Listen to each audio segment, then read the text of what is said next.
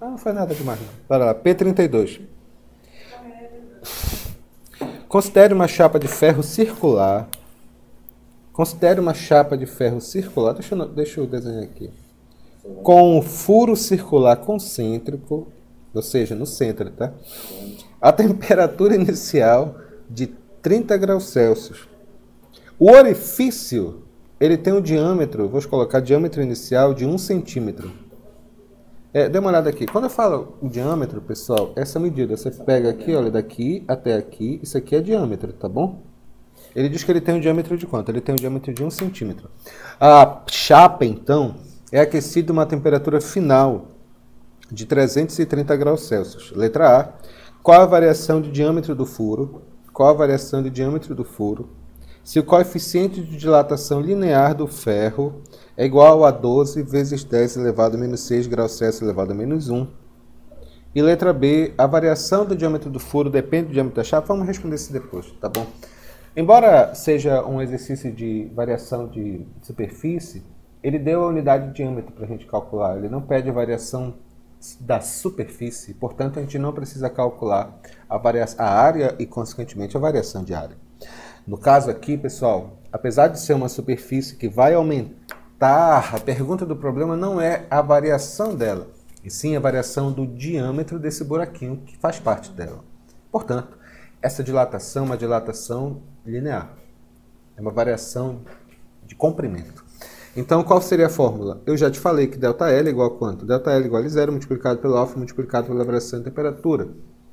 Só que nesse caso eu vou chamar ΔL e eu vou chamar ΔD, ou seja, variação de diâmetro, que é a mesma coisa, porque diâmetro é comprimento, que é igual ao diâmetro inicial multiplicado pelo alfa multiplicado pela variação de temperatura. Então, qual a variação de diâmetro nesse caso, que é a pergunta do problema? É o diâmetro inicial, que é quanto? 1 centímetro. Multiplicado pelo alfa, que é quanto? 12 vezes 10 elevado a 6, multiplicado pela variação de temperatura, que é a temperatura final, que é 330, menos a temperatura inicial, que é 30. Então, a variação de diâmetro vai ser igual a quanto?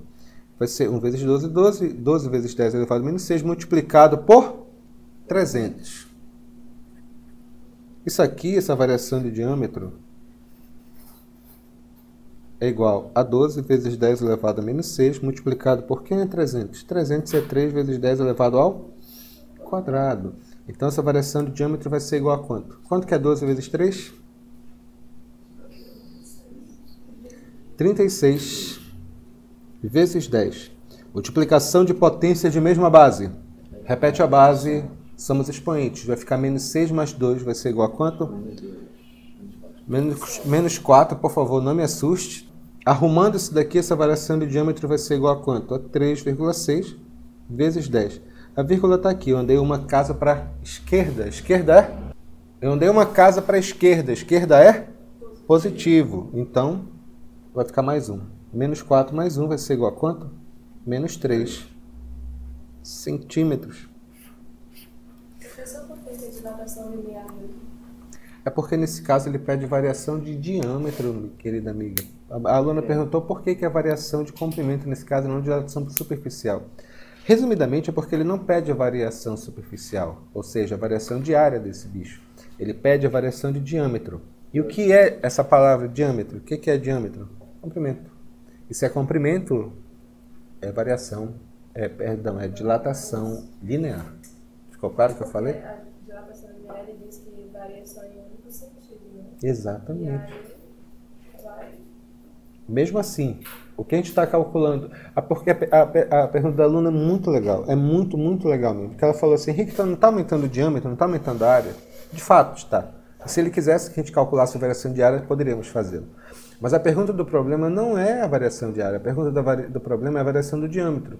Pessoal, como é que calcula o diâmetro? O diâmetro, você pega uma régua, um círculo, você pega uma régua e você mede de um lado para o outro. Aí você tem uma medida. A pergunta do problema é quanto que está variando essa medida do diâmetro. E, portanto, não é área, né? Letra B. O que ele pergunta? A variação do diâmetro do furo depende do diâmetro da chapa? Pessoal, o diâmetro de um buraco depende do tamanho do buraco, tá bom? Vamos anotar isso daí, por favor. É porque... Deixa eu escrever isso daqui. A variação do diâmetro do furo depende apenas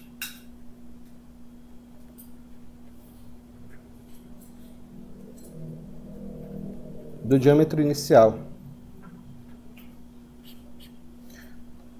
É porque se você tiver uma placa de 1 km ou de uma placa de 1 cm, mas se o buraquinho tiver só alguns milímetros, senhores, ele vai sempre dilatar da mesma maneira.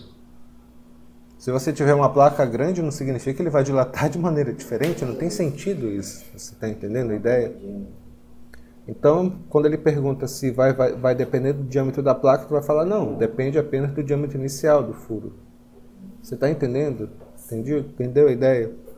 O buraco que está na placa, a variação do comprimento dele depende do tamanho desse buraco e do material, no final das contas, que suas bordas são feitas.